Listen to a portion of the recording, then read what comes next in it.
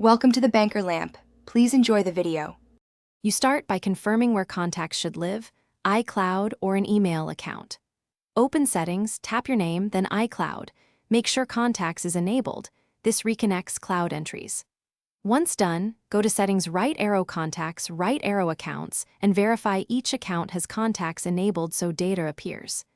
If it still looks empty, toggle airplane mode and restart the iPhone to trigger background sync. This clears transient network glitches and forces iOS to refetch contact lists from servers. Next, force a full sync and check remote copies.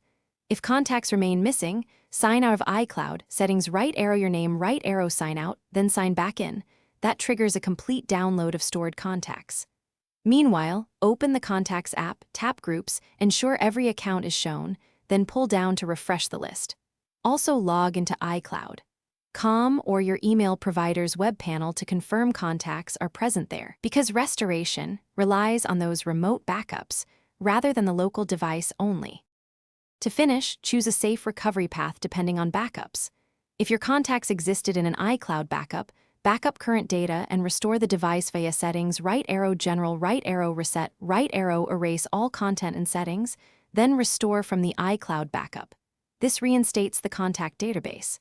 If you have a vCard on iCloud.com or emailed to yourself, import it into Contacts to rebuild entries quickly.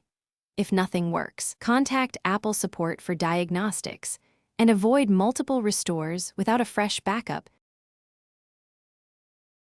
Thanks for watching. If this was helpful, leave a like and consider subscribing. See you next time.